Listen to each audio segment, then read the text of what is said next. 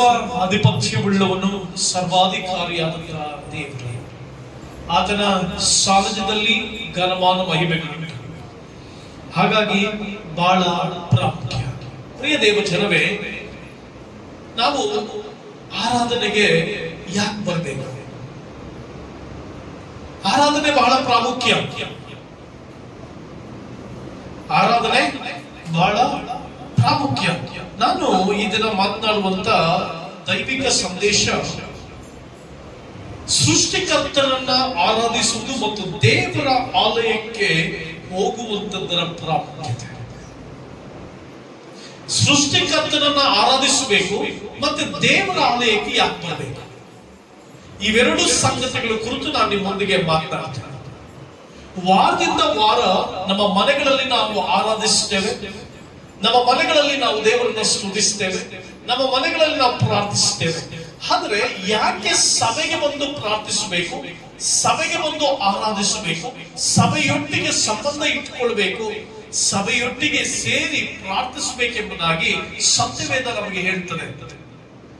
ಎಷ್ಟೋ ಜನರ ಜೀವನದಲ್ಲಿ ಭಾನುವಾರದ ಆರಾಧನೆಯ ಪ್ರಾಮುಖ್ಯತೆ ಗೊತ್ತಿಲ್ಲ. ಆ ಪ್ರಾಮುಖ್ಯತೆ ಗೊತ್ತಿಲ್ಲದೆ ಇರೋದ್ರಿಂದ ಜನರು ಆರಾಧಿಸಲಿಕ್ಕೆ ಪ್ರಾಮುಖ್ಯತೆ ಕೊಡ್ತಾ ಇಲ್ಲ. ಜನರಿಗೆ ಸತ್ಯ ಅರಿವು ಇಲ್ಲ, ಆದುದರಿಂದ ಸುಳ್ಳಿನ ಹಿಂದೆ ನಡೀತಾ ಇದ್ದೇವೆ.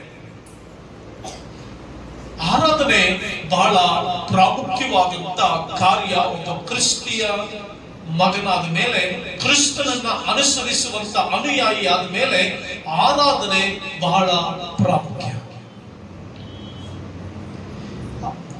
ಇಬ್ರಿಯದವರಿಗೆ ಬರೆದ ಪತ್ರಿಕೆ 10ನೇ ಅಧ್ಯಾಯ 25ನೇ ವಚನದಲ್ಲಿ ಈ ರೀತಿಯಾಗಿ ಬರೆದಿದೆ: ಸಭೆಯಾಗಿ ಕೂಡಿಕೊಳ್ಳುವುದನ್ನು ಕೆಲವರು ರೂಢಿಯಾಗಿ ಬಿಟ್ಟಿರುವ ಪ್ರಕಾರ ನಾವು ಬಿಟ್ಟು ಬಿಡದೆ ಒಬ್ಬರನ್ನೊಬ್ಬರು ಎಚ್ಚರಿಸೋಣ. ಕರ್ತನ ಪ್ರತ್ಯಕ್ಷತೆಯ ದಿನವು ಸಮೀಪಿಸುತ್ತಾ ಬರುತ್ತದೆ ಎಂದು ನೀವು ನೋಡುವುದರಿಂದ ಅದನ್ನು ಮತ್ತಷ್ಟು ಮಾಡಬೇಕಂತೆ. ಹಲ್ಲೆಲೂಯಾ. ಕರ್ತನ ದಿನವು ಸಮೀಪಿಸುತ್ತಾ ಬರುತ್ತಿದೆ, ಅದರಿಂದ ಮತ್ತಷ್ಟು ಮಾಡಿರಿ ಎಂಬುದಾಗಿ ದೇವರ ವಾಕ್ಯದಲ್ಲಿ ಬರೆದಿದೆ. ಇಲ್ಲಿ ಎರಡು ಸಂಗತಿಗಳು ಬಹಳ ಪ್ರಾಮುಖ್ಯ. ಸಭೆಯಾಗಿ ಕೂಡಿಕೊಳ್ಳುವುದರ ಬಗ್ಗೆ ಬರೆದಿದೆ. ಎರಡನೇದಾಗಿ ಕರ್ತನು ಸಮೀಪಿಸ್ತಾ ಇದ್ದಾನೆ, ಆತನ ದಿನವು ಸಮೀಪಿಸ್ತಾ ಇದೆ, ಮತ್ತಷ್ಟು ಮಾಡ್ರಿ ಎಂಬುದಾಗಿ ಬರೆದಿದೆ. ಈ ಎರಡು ವಿಷಯಗಳ ಕುರಿತು ನಾನು ನಿಮ್ಮೊಂದಿಗೆ ಮಾತನಾಡ್ತೇನೆ. ನನ್ನ ಪ್ರೀತಿಯ ಸಹೋದರ ಸಹೋದರಿ, ಸೃಷ್ಟಿಕರ್ತನಾದ ದೇವರು ನಮ್ಮನ್ನ ಈ ಲೋಕದಲ್ಲಿ ಇಟ್ಟಿರುವಂತದ್ದು ಸೃಷ್ಟಿಕರ್ತನನ್ನ ಆರಾಧಿಸಬೇಕೆಂಬ ಬಯಕೆಯಿಂದ. ದೇವರು ಆದಾಮನನ್ನು ಅವಳನ್ನು ಆದಿಕಾಂಡದಲ್ಲಿ ಸೃಷ್ಟಿ ಮಾಡಿದ್ರು. ಸಂಜೆಯ ತಂಗಾಳಿಯಲ್ಲಿ ದೇವರು ಮನುಷ್ಯನೊಟ್ಟಿಗೆ ಸಂಬಂಧವನ್ನು ಇಟ್ಟುಕೊಂಡಿದ್ರು. ಮನುಷ್ಯನೊಟ್ಟಿಗೆ ಒಂದು ಅಪಾರವಾದಂತಹ ಸಂಬಂಧವನ್ನ ಇಟ್ಟುಕೊಂಡವನಾಗಿ, ಒಂದು ಉತ್ತಮವಾದ ಅನ್ಯೋನ್ಯತೆ ಇಟ್ಟುಕೊಂಡವನಾಗಿ ಜೀವಿಸ್ತಾ ಇದ್ದ. ಅನ್ಯೋನ್ಯತೆ ಅಂತಂದ್ರೆ ಇಟ್ಸ್ ವರ್ಷಿಪ್. ಅನ್ಯೋನ್ಯತೆ ಅಂತಂದ್ರೆ ಆರಾಧನೆ. ಅನ್ಯೋನ್ಯತೆ ಅಂತಂದ್ರೆ ಘನವಾದ ಸ್ಥಿತಿಗೆ ತೆಗೆದುಕೊಂಡು ಹೋಗುವಂಥದ್ದು. ಅನ್ಯೋನ್ಯತೆ ಅಂತಂದ್ರೆ ನನ್ನ ಜೊತೆ ಯಾವ ವ್ಯಕ್ತಿ ಇದ್ದಾನೋ, ನನ್ನೊಂದಿಗೆ ಯಾವ ಜನರಿದ್ದಾರೋ ಅವರನ್ನ ಉತ್ತುಂಗದಲ್ಲಿ ಇಡುವಂಥದ್ದು ಆರಾಧನೆ. ಆರಾಧನೆಯ ಪ್ರಾಮುಖ್ಯತೆ ನಿನಗೆ ಗೊತ್ತಾಗಬೇಕು, ಆರಾಧನೆಯ ಶ್ರೇಷ್ಠತೆ ನಿನಗೆ ಗೊತ್ತಾಗಬೇಕು. ಎಷ್ಟೋ ಜನರು ಆರಾಧನೆಯ ಶ್ರೇಷ್ಠತೆ ಗೊತ್ತಿದೆ, ನಾನು ಕರ್ತನನ್ನ ಒಬ್ಬಂಟಿಗನಾಗಿ ಆರಾಧಿಸುತ್ತೇನೆ, ವಂಡರ್ಫುಲ್, ಅದ್ಭುತವಾದದ್ದು, ಅತಿಶಯವಾದದ್ದು. ನೀನು ಒಬ್ಬನಾಗಿ ದೇವರನ್ನ ಆರಾಧಿಸು, ನೀನು ಒಬ್ಬನಾಗಿ ದೇವರನ್ನ ಸ್ತುತಿಸು, ದೇವರಿಗೆ ಘನತೆಯನ್ನು ಸಲ್ಲಿಸು.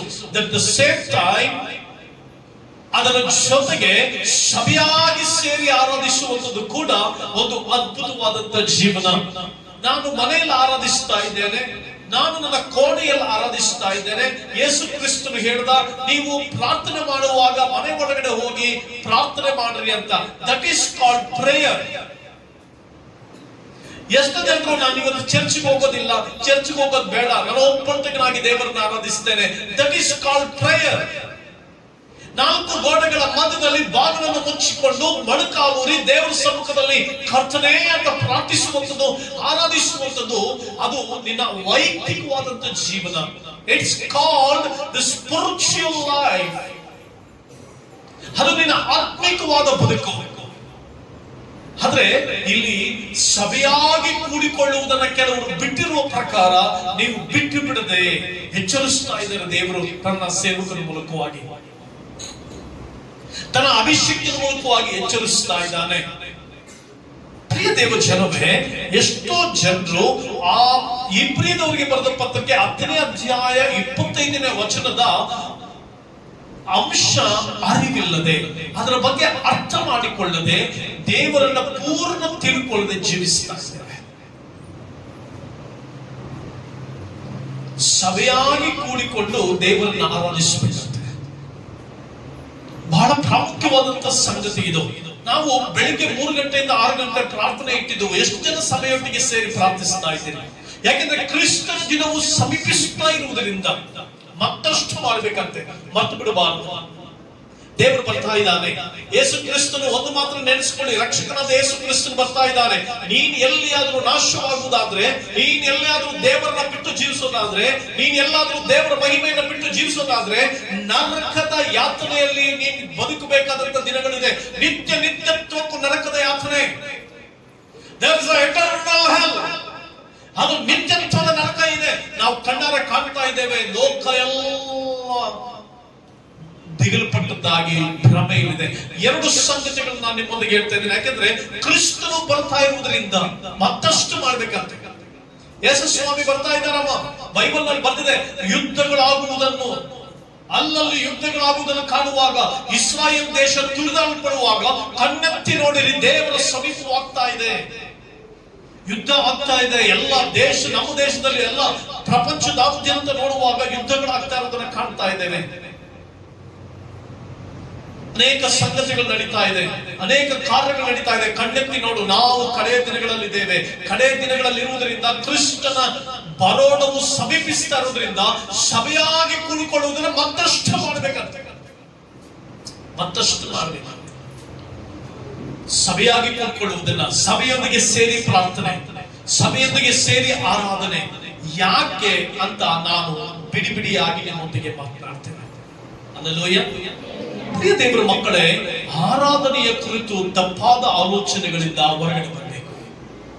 ಆರಾಧನೆ ಕುರಿತು ಅದ್ಭುತವಾದ ಆಲೋಚನೆಗಳನ್ನ ಅರ್ಥಕೊಳ್ಳಬೇಕು. ಯಾಕೆ ನಾವು ಆರಾಧನೆಗೆ ಬಂದು ಸಭೆಯಾಗಿ ಸೇರಿ ಆರಾಧಿಸಬೇಕು?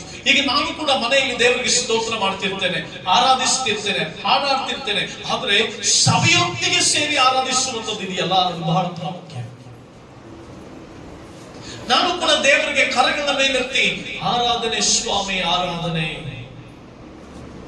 ದೇವರೇ, ನಿನಗೆ ಸ್ತುತಿ, ಆರಾಧನೆ, ದೇವರನ್ನ ಆರಾಧಿಸುತ್ತೇನೆ. Yes, that is my spiritual and personal life with God. ದೇವರೊಟ್ಟಿಗೆ ನನ್ನ ವೈಯಕ್ತಿಕ ಜೀವಿತ ಅದು. ಅದರ ಜೊತೆಗೆ ದೇವರ ವಾಕ್ಯದಲ್ಲಿ ಇಬ್ರಿಯದವರು ಮೊದಲ ಪತ್ರಿಕೆ 10:25 ಸ್ಪಷ್ಟವಾಗಿ ಬರೆದಿದೆ, ಸಭೆಯಾಗಿ ಕೂಡಿಕೊಳ್ಳುವುದನ್ನ ಬಿಟ್ಟು ಬಿಡಬೇಡಿ. ಸಭೆಯಾಗಿ ಕೂಡಿಕೊಳ್ಳುವುದನ್ನ ಬಿಟ್ಟು ಬಿಡಬೇಡ. ಸಭೆಯಾಗಿ ಕೂಡಿ ಪ್ರಾರ್ಥಿಸು, ಸಭೆಯಾಗಿ ಕೂಡಿ ಆರಾಧಿಸು. ಆರಾಧನೆಯ ಶಕ್ತಿ ನಿನಗೆ ಗೊತ್ತಾಗಬೇಕು. ಆರಾಧನೆಯಲ್ಲಿ ಶಕ್ತಿ. ಆರಾಧನೆ ಅಂದ್ರೆ ಕೇವಲ ಇಲ್ಲಿ ಒಂದು ಹಾಡಾಡುವಂಥದ್ದು ಮಾತ್ರ ಅಲ್ಲ, ಕೈ ಚಪ್ಪಾಳೆ ತಟ್ಟುವಂಥದ್ದು ಮಾತ್ರ ಅಲ್ಲ. ಅದೊಂದು ಅದ್ಭುತವಾದಂತ ಜೀವನ, ಅದೊಂದು ಅದ್ಭುತವಾದಂತ ಶಕ್ತಿ. ಪ್ರಿಯ ದೇವ ಜನರೇ, ನಿತ್ಯತ್ವದ ದೇವರು, ಪರಲೋಕದ ದೇವರು ತನ್ನ ನಿಯಮಕ ಒಂದು ಕಾಲಘಟ್ಟಲೆಯಲ್ಲಿ ಮನುಷ್ಯನನ್ನ ಸೃಷ್ಟಿ ಮಾಡಿದ. ಯಾಕೆಂದ್ರೆ ಮನುಷ್ಯ ತನ್ನನ್ನು ಆರಾಧಿಸಬೇಕು, ತನ್ನೊಟ್ಟಿಗೆ ಒಂದು ಸಂಬಂಧ. ಆರಾಧಿಸುತ್ತಿರುವಾಗ ದೇವರ ಮಹಿಮೆ ನಮ್ಮ ಮಧ್ಯೆ ಬರ್ತದೆ. ಆರಾಧಿಸುತ್ತಿರುವಾಗ ದೇವರ ಪ್ರಸನ್ನತೆ ನಮ್ಮ ಮಧ್ಯದಲ್ಲಿ ಬರ್ತದೆ. ನಾವಿರ್ತಕ್ಕಂಥ ಎಲ್ಲ ವಾತಾವರಣವನ್ನ ದೇವರು ತನ್ನ ದೂತರುಗಳಿಂದ ತುಂಬುತ್ತಾರಂತೆ. ಎಲ್ಲಿ ಆರಾಧನೆ ಇರುತ್ತೋ ಅಲ್ಲಿ ದೇವರ ಮಹಿಮೆ ಇರುತ್ತೆ. ಎಲ್ಲಿ ನಿಜವಾದ ಆರಾಧನೆಯಲ್ಲಿ ಇರುತ್ತೋ ಅಲ್ಲಿ ದೇವರ ಪ್ರಸನ್ನತೆ ಇರುತ್ತೆ. ಎಲ್ಲಿ ನಿಜವಾದ ಆರಾಧನೆ ಇರುತ್ತೋ ಅಲ್ಲಿ ದೇವ ಸಾನ್ನಿಧ್ಯ ಇರುತ್ತೆ. ಎಲ್ಲಿ ನಿಜವಾದ ಆರಾಧನೆ ಇರುತ್ತೋ ಪರಲೋಕದ ಸಮ್ಮುಖ ಇರುತ್ತೆ. ಪರಲೋಕವನ್ನು ನಮ್ಮ ಮಧ್ಯದಲ್ಲಿ ತೆಗೆದುಕೊಂಡು ಬರುವಂತದ್ದೇ ಆರಾಧನೆ. ಪರಲೋಕದ ಶಕ್ತಿಯನ್ನು ನಮ್ಮ ಮಧ್ಯದಲ್ಲಿ ತೆಗೆದುಕೊಂಡು ಬರುವಂತದ್ದೇ ಆರಾಧನೆ. ಪರಲೋಕದ ಆ ದೈವತ್ವವನ್ನು ನಮ್ಮ ಮಧ್ಯದಲ್ಲಿ ತೆಗೆದುಕೊಂಡು ಬರುವಂತದ್ದೇ ಆರಾಧನೆ. ಪರಲೋಕದ ಶಕ್ತಿಯನ್ನ ಲೋಕದಲ್ಲಿ ಉಪಯೋಗಿಸುವುದಕ್ಕೋಸ್ಕರವಾಗಿ ದೇವರು ಕ್ರಿಯೆಗಳು ಮಾಡುವಂತದ್ದೇ ಆರಾಧನೆ. ಆರಾಧನೆಯಲ್ಲಿ ಶಕ್ತಿ ಇದೆ. There is a power in the worship. There is a power in the worship. ಯಾವಾಗ ನೀನು ಸಭೆಯಾಗಿ ಕೂಡಿ ಆರಾಧಿಸ್ತೀಯೋ, ಇಸ್ರಾಯೇಲರ ಕಾಲಘಟ್ಟದಲ್ಲಿ ನೋಡಿ, ಯೆಹೋಷಾಫಾಟನು ದೇವರನ್ನ ಬಹಳ ಅದ್ಭುತವಾಗಿ ಗಮನಿಸ್ತಾ ಇರ್ತಾನೆ, ದೇವರನ್ನ ಸ್ತುತಿಸ್ತಾ ಇರ್ತಾನೆ. ದೇವರನ್ನ ತನ್ನ ಜೀವಿತವನ್ನಾಗಿ ಇಟ್ಕೊಂಡು ಬದುಕ್ತಾ ಇರ್ತಾರೆ.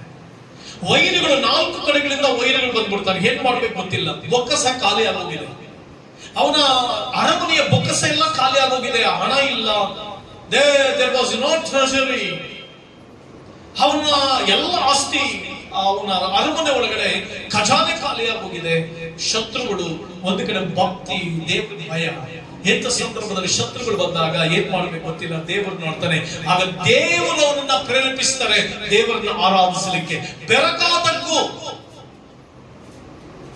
ವ್ಯಾಲಿ ಆಫ್ ಬೆರಾಕ ತಗ್ಗಿಗೆ ಬಂದು ದೇವರನ್ನ ಆರಾಧಿಸ್ತಾರೆ. ಕರ್ತನು ಒಳ್ಳೆಯವನು, ಕರ್ತನ ಕೃಪೆ ಶಾಶ್ವತವಾದದ್ದು, ಯೆಹೋವನು ಒಳ್ಳೆಯವನು, ಅವನ ಕೃಪೆ ಶಾಶ್ವತವಾದದ್ದು ಅಂತ ಆರಾಧಿಸ್ತಾ ಆರಾಧಿಸ್ತಾ ಆರಾಧಿಸ್ತಾ ದೇವರ ಶಕ್ತಿ ಇಳಿದು ಬಂತು.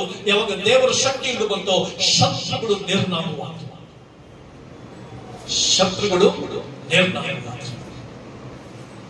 ಖಾಲಿಯಾಗಿದ್ದ ಖಜಾನೆ ತುಂಬಿಸಲ್ಪಟ್ಟಿತು. ಇಸ್ರಾಯೇಲರೆಲ್ಲರೂ ಸೇರಿ ಆ ರಾಜನ ಅಪ್ಪಣೆ ಕೊಡ್ತಾನೆ. ಎಲ್ಲರೂ ಸೇರಿ ಯೆಹೋವನು ಒಳ್ಳೆಯವನು, ಅವನ ಕೃಪೆ ಶಾಶ್ವತವಾದದ್ದೆಂಬುದಾಗಿ ಆಡ್ರಿ ಅಂದ್ರೆ. ಸಭೆಯಾಗಿ ಸೇರಿ ಆರಾಧಿಸಬೇಕು, ಕುಟುಂಬವಾಗಿ ಸೇರಿ ಆರಾಧಿಸಬೇಕು. ಎಷ್ಟು ಜನರು ನೀವು ಕುಟುಂಬವಾಗಿ ಸೇರಿ ದೇವರನ್ನು ಆರಾಧಿಸ್ತೀರಿ? ಎಷ್ಟು ಜನರು ಕುಟುಂಬವಾಗಿ ಸಭೆಗೆ ಬಂದು ದೇವರನ್ನು ಆರಾಧಿಸ್ತೀರಿ? ಸಭೆಯಾಗಿ ದೇವರ ಸಾನ್ನಿಧ್ಯಕ್ಕೆ ಬಂದು ದೇವರನ್ನ ಆರಾಧಿಸಬೇಕು. ಸಭೆಯ ಒಳಗಡೆ ಎಲ್ಲರೂ ಸೇರಿ ಆರಾಧಿಸಬೇಕು. ಎಷ್ಟು ಜನರು ಆಬ್ಸೆಂಟ್ ಆಗ್ತಾರೆ? ಆಬ್ಸೆಂಟ್ ಆಗೋದ್ರಿಂದ ಸಭೆಗೆ ನಷ್ಟ ಇಲ್ಲ, ಆಬ್ಸೆಂಟ್ ಆಗೋದ್ರಿಂದ ಪಾಸ್ಟರ್ಗೆ ನಷ್ಟ ಇಲ್ಲ, ಆಬ್ಸೆಂಟ್ ಆಗೋದ್ರಿಂದ ನಿನಗೆ ನಷ್ಟ. ಹಲ್ಲೆಲೂಯಾ. ಯಾಕಂದ್ರೆ ಆರಾಧನೆಯಲ್ಲಿ ಶಕ್ತಿ ಇದೆ. ಕೆಲಸ ನಿನ್ನ ಮುಂದೆ ಆಪ್ಷನ್ ಬಂದಾಗ, ಕೆಲಸವ ಆರಾಧನೆ ಅಂತ ಆಪ್ಷನ್ ಬಂದಾಗ ಯಾವುದನ್ನ ಆರಿಸ್ಕೊಳ್ತೀಯ? ನಿನ್ ಜೀವನದಲ್ಲಿ ಸಂಬಂಧಿಕರು ದೇವರು ಅಂತ ಬಂದಾಗ ಯಾವುದನ್ನ ಆರಿಸ್ಕೊಳ್ತೀಯ? ನಿನ್ ಜೀವನದಲ್ಲಿ ಆಶೀರ್ವಾದ ದೇವರು ಅಂತ ಬಂದಾಗ ಯಾವುದನ್ನ ಆರಿಸ್ಕೊಳ್ತೀಯ? ದೇವರನ್ನ ಆರಾಧಿಸುವಂತದ್ದು ಮಾತ್ರವಲ್ಲದೆ ಫಂಕ್ಷನ್ ಅಂದಾಗ ಯಾವುದನ್ನ ಆರಿಸ್ಕೊಳ್ತೀಯ? Which you are going to choose? ಆರಾಧನೆಯನ್ನ ಚೂಸ್ ಮಾಡು, ದೇವರನ್ನ ಚೂಸ್ ಮಾಡು, ದೇವರ ಮಹಿಮೆಯನ್ನು ಚೂಸ್ ಮಾಡು. ಪ್ರಿಯ ಸಹೋದರ ಸಹೋದರಿ, ಆರಾಧಿಸುವುದಕ್ಕಾಗಿ ಬನ್ನಿ. ಎಷ್ಟೋ ಜನರು ಭಾನುವಾರ ಆರಾಧನೆಯನ್ನ ಸ್ಕಿಪ್ ಮಾಡಿ ಕೆಲಸಗಳಿಗೆ ಹೋಗ್ತಾ ಇದ್ದಾರೆ, ಆರಾಧನೆಯನ್ನ ಸ್ಕಿಪ್ ಮಾಡಿ ಕಾಲೇಜುಗಳಿಗೆ ಹೋಗ್ತಾ ಇದ್ದಾರೆ, ಆರಾಧನೆಯನ್ನ ಸ್ಕಿಪ್ ಮಾಡಿ ಫಂಕ್ಷನ್ಸ್ ಗಳಲ್ಲಿ ಅಟೆಂಡ್ ಆಗ್ತಾ ಇದ್ದಾರೆ, ಆರಾಧನೆಗಳನ್ನ ಸ್ಕಿಪ್ ಮಾಡಿ. ಬಿಕಾಸ್ ಸೈತಾನನು ನಿನ್ನನ್ನ ಸ್ಕಿಪ್ ಮಾಡುವುದಕ್ಕೆ ಪ್ರೇರೇಪಿಸ್ತಾ ಇದ್ದಾನೆ. Don't skip worship. ವರ್ಷಿಪ್ ಅನ್ನು ಸ್ಕಿಪ್ ಮಾಡಬಾರ್ದಂತೆ. ದೇವರ ಸಂದರ್ಭದಲ್ಲಿ ಎಲ್ಲ ಸಭೆಯವರೆಲ್ಲರೂ ಸೇರಿ ಬಂದು ಆರಾಧಿಸಬೇಕು. ಕರ್ತನ ದಿನವು ಹತ್ತಿರವಾಗಿರುವುದರಿಂದ ಮತ್ತಷ್ಟು ಮಾಡಬೇಕು. ಕೈ ಬಿಡಲ್ಪಡಬೇಡ. ಲೋಕ ನಶ್ವರವಾದದ್ದು, ಈ ಲೋಕ ಕಠಿಣಕರವಾದದ್ದು, ಈ ಲೋಕ ನಿನ್ನ ಜೀವಿತವನ್ನ ದೇವರ ಮಹಿಮೆಯಿಂದ ದೂರ ಮಾಡುವಂತ. ಯೇಸು ಬರ್ತಾ ಇದ್ದಾನೆ. Trolley is coming. ಅದನ್ನು ಬರ್ತಾ ಇದ್ದಾನೆ. ಸತ್ಯವಾಗ್ಲೂ ಅದನ್ನು ಬರ್ತಾ ಇದ್ದಾನೆ. ಅದನ್ನು ಬರುವಿಕೆಯ ಸೂಚನೆಗಳು ನಮ್ಮ ಕಣ್ಣು ಮುಂದಿದೆ. ಯೆರೂಸಲೇಮ್ ತುಳಿದಾಡಲ್ಪಡುವುದು. ಎಸ್, ಯೆರೂಸಲೇಮ್ ತುಳಿದಾಡಲ್ಪಡ್ತಾ ಇದೆ. Don't neglect. ಚರ್ಚ್ ಅನ್ನು ನೆಗ್ಲೆಕ್ಟ್ ಮಾಡಬೇಡ, ಆರಾಧನೆ ನೆಗ್ಲೆಕ್ಟ್ ಮಾಡಬೇಡ, ಪ್ರಾರ್ಥನೆ ನೆಗ್ಲೆಕ್ಟ್ ಮಾಡಬೇಡ. ದೇವರಿಗೋಸ್ಕರವಾಗಿ ಎಲ್ಲವನ್ನ ಕಳ್ಕೊಳ್ಳೋದಕ್ಕೆ ಸಿದ್ಧವಾಗಿರು. ದೇವರನ್ನ ಕಳ್ಕೊಳ್ಬೇಡ. ಆರಾಧನೆಯಲ್ಲಿ ಶಕ್ತಿ ಇದೆ. ಶಫಾಟನ್ನು ಆರಾಧಿಸುವಾಗ ಅದ್ಭುತ ಅತಿಶಯಗಳು ನಡೀತು, ಮಹತ್ ಕಾರ್ಯಗಳು ನಡೀತು, ಉನ್ನತವಾದ ಕಾರ್ಯಗಳು ನಡೀತು. ಆರಾಧನೆಯಲ್ಲಿ ಶಕ್ತಿ ಇದೆ. ಯೋಷಾಫಾಟ ರಾಜನ ನೋಡುವಾಗ ಅವನು ಭಕ್ತಿವಂತನಾಗಿದ್ದ, ದೇವರಿಗೆ ಹಿಂಬಾಲಿಸುವಂತವನಾಗಿದ್ದ, ದೇವರಿಗೆ ಕಾರ್ಯಗಳು ಮಾಡ್ತಾ ಇದ್ದ, ತನ್ನ ಸೇವೆಯನ್ನು ಮಾಡಿದ, ಅದ್ಭುತವಾದ ಕಾರ್ಯಗಳು ಮಾಡಿದ. ಬಟ್ 3 ಕಡೆ ವೈರಿಗಳು ಬಂದಾಗ ಏನ್ ಮಾಡ್ಬೇಕು ಗೊತ್ತಿಲ್ಲ. ದೇವರು ಪ್ರೇರೇಪಿಸ್ತಾರೆ, ಆರಾಧಿಸುತ್ತಾ ಆರಾಧಿಸುತ್ತಾ ಬೆರಾಕ ತಗ್ಗಿನಲ್ಲಿ ಯೆಹೋವನು ಒಳ್ಳೆಯವನು, ಆತನ ಕೃಪೆ ಶಾಶ್ವತವಾದದ್ದು. What a wonderful wonderful worship. ಎಂತ ಅದ್ಭುತವಾದಂತ ಆರಾಧನೆ. ಎಲ್ಲರೂ ಸೇರಿ ಏನು ಹೇಳಿಲ್ಲ, ಯೆಹೋವನು ಒಳ್ಳೆಯವನು, ಆತನ ಕೃಪೆ ಶಾಶ್ವತವಾದದ್ದು. ಮೋಶೆ ಹಗುರವಾಗಿ ದೇವರ ಸನ್ನಿಧಾನದಲ್ಲಿ ಸೀನಾಯಿ ಬೆಟ್ಟದಲ್ಲಿ 40 ದಿನ ಹಗಲು ರಾತ್ರಿ ಬಿತ್ತುಕೊಂಡಿರುವಾಗ ದೇವರು ಪ್ರಕಟಪಡಿಸ್ತಾರೆ, ತನ್ನ ಜೀವಿತವನ್ನು ಪ್ರಕಟಪಡಿಸ್ತಾರೆ, ಪರಲೋಕದ ಮಹಿಮೆಯನ್ನು ಪ್ರಕಟಪಡಿಸ್ತಾರೆ. ದೇವರು ಹೇಳ್ತಾರೆ, ಮೋಶೆ, ನಾನು ಯೆಹೋವ ಕನಿಕರವು ದಯೆಯು ದೀರ್ಘ ಶಾಂತಿಯುಳ್ಳವನು. ದೇವರು ಹಾದು ಹೋಗ್ತಿರುವಾಗ, ಮೋಶೆಯೊಂದಿಗೆ ಮಾತನಾಡ್ತಿರುವಾಗ, ಮೋಶೆ ಅಗಮಗವಾಗಿ ದೇವರ ಸಮ್ಮುಖದಲ್ಲಿ ಬಿದ್ದುಕೊಂಡಿರ್ತಾನೆ. ಆಗ ದೇವರು ಮೋಶೆ ಬಳಿಗೆ ಬಂದು, ಮೋಸೆಸ್, ನಾನು ಯೆಹೋವ ದೀರ್ಘ ಶಾಂತನು, ಕೃಪೆಯುಳ್ಳವನು, ದಯೆಯುಳ್ಳವನು, ದೀರ್ಘಶಾಂತನಾಗಿದ್ದಾನೆ ಅಂದ್ರೆ. ಹಲ್ಲೆಲೂಯ. ಅದಕ್ಕೆ ದಾವೀದನು ಅದನ್ನೆಲ್ಲ ಕಂಡಂತ ದಾವೀದನು ಕೀರ್ತನೆಗಾರನಾಗಿ ಮಾರ್ಪಟ್ಟ. ಆರಾಧನೆಯ ಶಕ್ತಿ ಇದು ಗೊತ್ತಾಗಿದ್ದರಿಂದಲೇ ಅರಣ್ಯದಲ್ಲಿ ದೇವರನ್ನ ಆರಾಧಿಸತೊಡಗಿದ. ಕಿನ್ನರಿಯನ್ನ ಬಾರಿಸುತ್ತಾ ದೇವರನ್ನ ಆರಾಧಿಸುತ್ತಾ ಕೀರ್ತನೆಗಾರ ಹೇಳ್ತಾನೆ, ನಾನು ಕಿನ್ನರಿಯನ್ನು ಬಾರಿಸುತ್ತಾ ಹಾಡುವೆನು. ಎಲ್ಲಿ ಹೋಯ್ತು ಆ ಕ್ರಿಸ್ತಿಯ ಜೀವಿತ? ಎಲ್ಲಿ ಹೋಯ್ತು ದೇವರನ್ನು ಆರಾಧಿಸತಕ್ಕಂತ ಮಹಿಮೆ? ಎಲ್ಲಿ ಹೋಯ್ತು ಅಪ್ಪ ಆ ದಾವೀದನು ಆರಾಧಿಸಿದಂತ ದೇವರು ನಿನ್ನ ದೇವರಾಗಿದ್ದಾನಲ್ವಾ? ದಾವೀದನು ಕಿನ್ನರಿಯನ್ನು ಬಾರಿಸುತ್ತಾ ಆರಾಧಿಸುತ್ತಾ ಅದೇ ದೇವರು ನಿನ್ನ ದೇವರು. ಕುರಿಗಳನ್ನು ಮೇಯಿಸುತ್ತಾ ದೇವರನ್ನು ಆರಾಧಿಸಿದ. ಕುರಿಗಳ ಚಿಂತೆ ಬಿಟ್ಟು ದೇವರನ್ನು ಆರಾಧಿಸಿದ. ಕುರಿಗಳ ವ್ಯಥೆ ಬಿಟ್ಟು ದೇವರನ್ನು ಆರಾಧಿಸಿದ. ಕುರಿಗಳ ಯಾವ ಸಂಗತಿಯನ್ನು ಜ್ಞಾಪಕಕ್ಕೆ ತಾರದ ದೇವರನ್ನು ಆರಾಧಿಸಿದ. ಅದಕ್ಕೆ ದೇವರ ವಾಕ್ಯದಲ್ಲಿ ಬರೆದಿದೆ, 1 ಸಮುವೇಲದಲ್ಲಿ ನೋಡುವಾಗ ದಾವೀದನು ಹೇಳ್ತಾನೆ, ನಾನು ಅರಣ್ಯದಲ್ಲಿ ಕುರಿಗಳನ್ನ ಮೇಯಿಸುತ್ತಿರುವಾಗ ಕರಡಿಯಾಗಲಿ ಸಿಂಹವಾಗಲಿ ಬರುವಾಗ ಅದರ ಬಾಯಿಯನ್ನು ಸೀಳಿ ನಾನು ಕುರಿಮರಿಯನ್ನ ರಕ್ಷಿಸ್ತಾ ಇದ್ದೆ ಅಂತ. ಆ ಶಕ್ತಿ ಎಲ್ಲಿಂದ ಸಿಕ್ತು? ಆ ಬಲ ಎಲ್ಲಿಂದ ಸಿಕ್ತು? From where he got the power? It's because he got the power from the Lord because of worship.